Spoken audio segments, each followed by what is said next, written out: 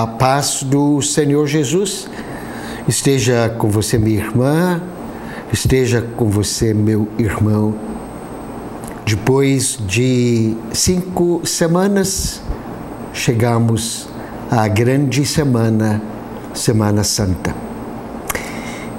Ao início desta Semana Santa, é importante a gente fazer uns ajustes no nosso conceito, porque face a uma influência mística, digamos assim, mais ibérica, a Semana Santa pode ficar concentrada apenas no dia da Sexta-feira Santa.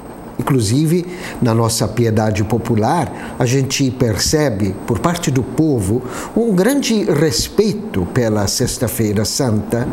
O povo chama ela de Sexta-feira da Paixão, como se neste dia, e apenas a este dia, se concentra toda a piedade popular. Na verdade, a Semana Santa, ela abrange todos os dias da semana, particularmente os últimos dias da semana e o primeiro dia da semana seguinte, que é o domingo de Páscoa. Então, quando a gente fala da Semana Santa, nós devemos entender toda a sequência de eventos, os últimos acontecimentos na vida de Jesus Cristo, culminando no domingo da ressurreição. E aí a gente nota o seguinte: os últimos dias da vida de Jesus, como se resumissem, em síntese, toda a sua vida. Ali, tudo aquilo que Jesus viveu durante todo o seu ministério encontra o seu coroamento e, ao mesmo tempo, a sua mais plena expressão nos últimos acontecimentos de sua vida. E o que representam estes últimos acontecimentos da vida de Jesus? Representam aquilo que ele havia ensinado e insistido muito, de que ele veio entregar sua vida para a salvação da humanidade. Para a gente entender esta expressão de Jesus, é preciso que a gente volta um pouco para trás na história. E o que a gente aprende? Qual é a lição que a palavra de Deus nos ensina? Qual é a explicação sobre a existência humana que a palavra de Deus nos ensina? A explicação é esta: toda desordem que existe no mundo, na visão bíblica, na visão teológica, inclusive toda desfiguração do ser humano, resulta de um ato de desobediência a Deus. Para a Bíblia, o projeto de Deus para a humanidade é um projeto de felicidade completa, representada pelo Jardim do Éden. Mas ali, neste Jardim do Éden, embora colocasse à disposição do ser humano tudo aquilo que de bom havia no mundo, Deus deixou uma ordem: não tocar da árvore da vida. Pois o que aconteceu foi exatamente a desobediência do ser humano a esta ordem, e uma desobediência motivada por uma ambição. O homem queria ser Deus. Esta ambição desmedida. Se ele tocasse na árvore da vida, chegaria, igualaria a Deus. E ao fazer esta tentativa, ao invés de se igualar a Deus, o ser humano perdeu toda aquela harmonia. Aquilo que existia de harmonia entre ele e o universo e a criação rompeu-se. A própria harmonia dentro da sua pessoa também rompeu-se e com isto dificultou sobremaneira o relacionamento com as outras pessoas. Enfim, onde antes havia ordem, onde antes havia harmonia, passou a reinar a desordem e o conflito. Então Jesus veio restaurar esta ordem primitiva para o ser humano. E veio restaurar esta ordem primitiva seguindo um projeto inverso. Veja que interessante. E por que é importante também a gente viver anualmente este período da Semana Santa?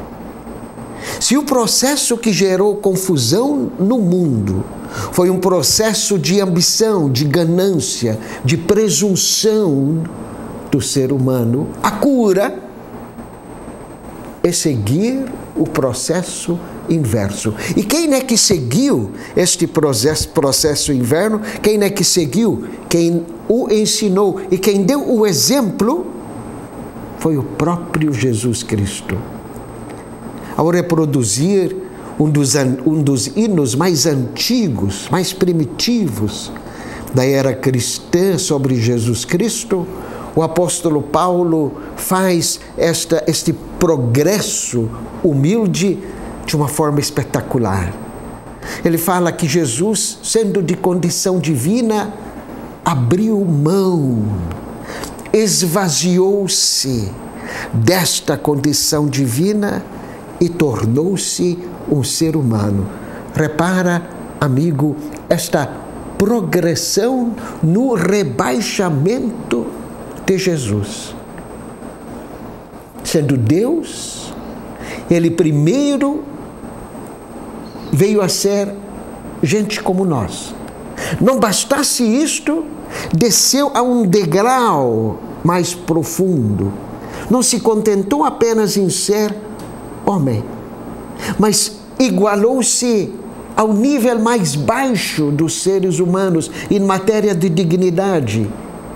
Veio ser escravo. Hoje, felizmente, a gente não sabe o que é ser escravo, felizmente. Mas no tempo de Jesus, ser escravo significa ser um ser humano sem nenhum direito. Ser um ser humano completamente mandado, sem dignidade alguma. Mas aí faltava, olha só, mais um degrau abaixo. Jesus torna-se obediente até a morte da cruz, a morte mais vil, mais infame que havia naquele tempo. Repara a correção de Jesus Cristo. O começo da confusão foi a presunção do ser humano, querendo ser mais do que ele era. A correção é rebaixar-se. É por isso que o apóstolo Pedro, de uma forma muito sintética, certamente após aprofundar, meditar sobre a vida de Jesus, ele vem afirmar o seguinte: por suas feridas nós fomos curados. Ou seja, a humildade de Jesus, o rebaixamento de Jesus. Jesus passou por todo este processo de uma forma voluntária e de uma forma educativa, justamente para nos ensinar que o processo para a glória, para a recuperação da dignidade, passa necessariamente pelo esquecimento de nós mesmos. E aqui, novamente, eu volto para esta reflexão do apóstolo Pedro. Por suas feridas fomos curados. Mas aqui, permita-me perguntar a você, minha amiga, permita-me perguntar a você, meu amigo, estamos verdadeiramente curados? Aprendemos a lição de Jesus? Se nós olharmos o que está em nossa volta, particularmente este momento pelo qual o país passa, a gente continua e é obrigado a concluir: ainda não aprendemos. Continuamos a querer sucesso com ganância, com ambição. Agora, vamos evitar um outro equívoco. Porque nós podemos achar que somente gente graúda, gente na autoridade, é que está falhando. Não.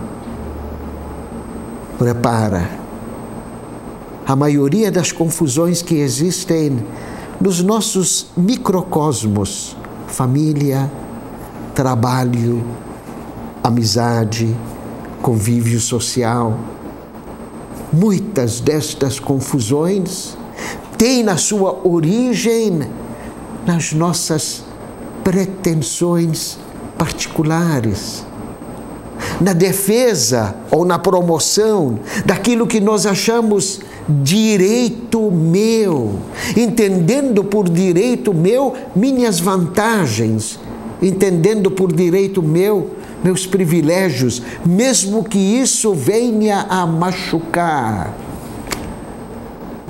direito alheio. Não é isso que acontece quando, por exemplo, alguém estaciona numa vaga reservada para deficiente físico. Mas é só por um pouquinho de tempo. Ou seja, enquanto a minha necessidade esteja satisfeita, os outros que se arranjem.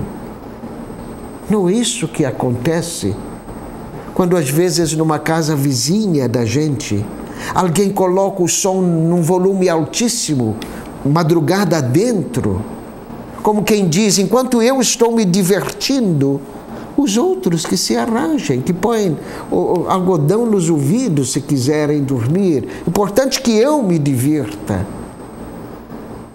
E assim por diante.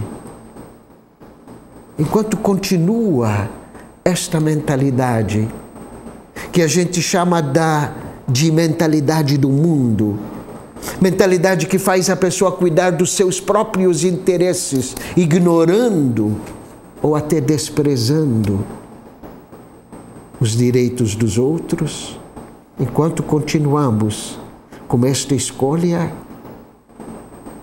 as feridas de Jesus seriam em vão, não curam, não estão nos curando. A Semana Santa é este período, este convite para a gente refletir. O que está conduzindo a minha vida? Os valores do mundo, que fazem eu cuidar dos meus interesses, não importa se isso machuca os interesses dos outros?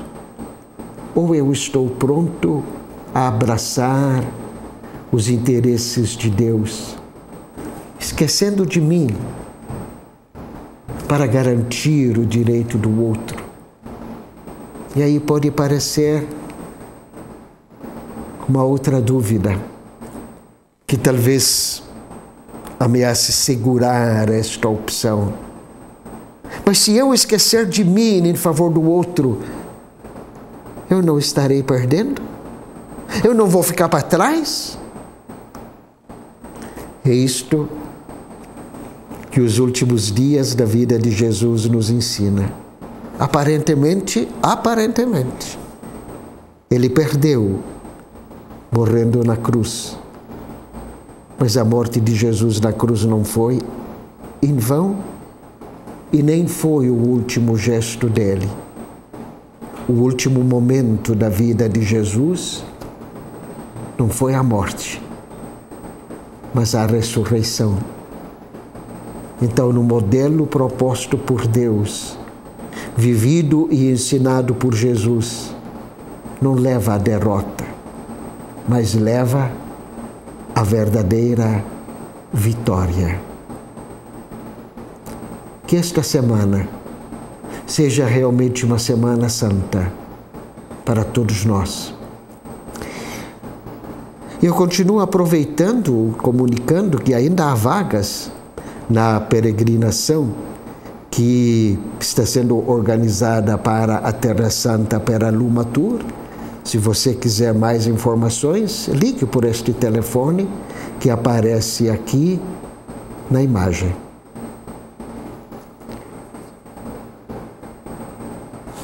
A paz do Senhor Jesus permaneça com você e com todos aí em sua casa.